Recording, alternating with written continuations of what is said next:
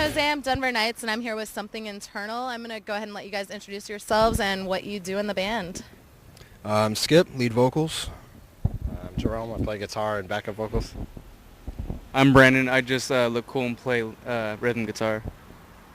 Bass. And what's your name? Bass? And I am Marcus on the bass. And I'm Multi-Nick. I wank on the drums. Wink, wink. So how did you guys decide to start a band, or how did this come about that you are Something Internal?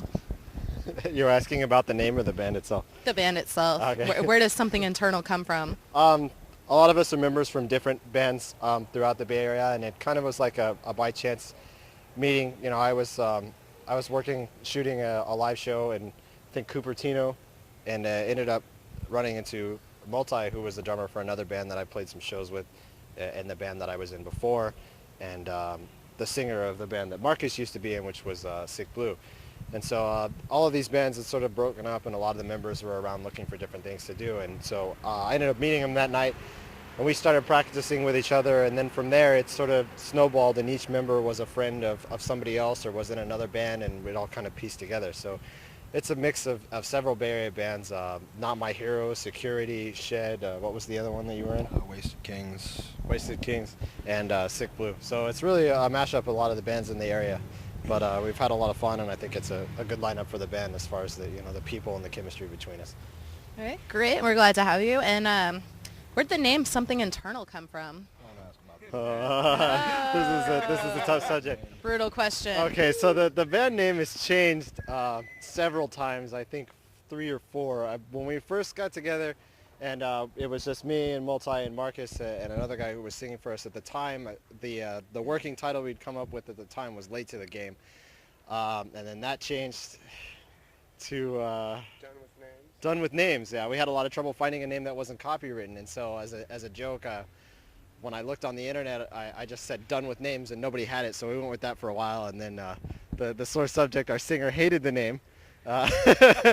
So after that, there was probably a 3-month battle between us. You know, it was hard getting everybody in the band to decide on one name. You know, 2 or 3 people would be for one, and then the other 2 wouldn't, and so it became this big democratic fight, and eventually we settled on Something Internal. Settled, but are you all happy with the name Something Internal? I think so. It's definitely grown on us. Yeah, if it wasn't okay with at the time, it's definitely grown on everybody, and it's worked so far. Perfect.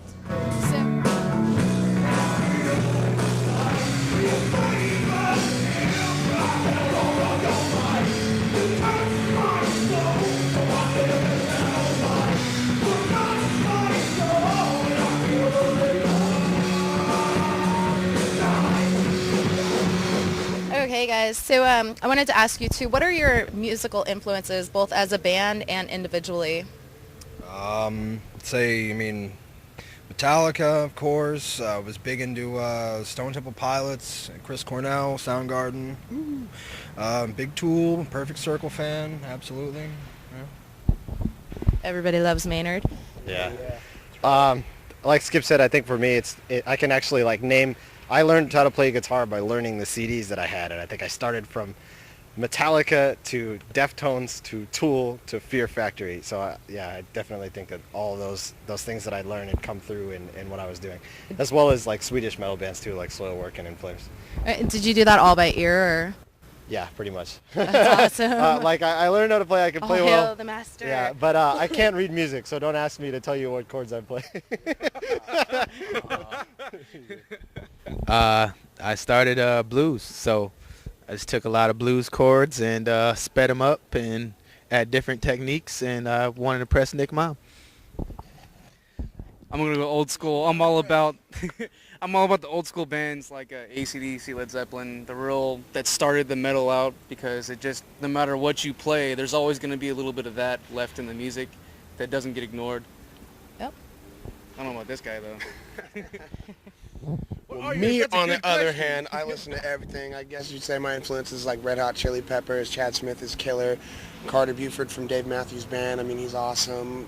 like Akira Jimbo, he's a independent drummer in Japan. So I just try to take all these kind of chops and just like add them up and just try to make something different and not so monotonous, and just kind of give each song a different flavor, different feel. If it sounds good, I'm rocking it, and if it don't, well, it's gone.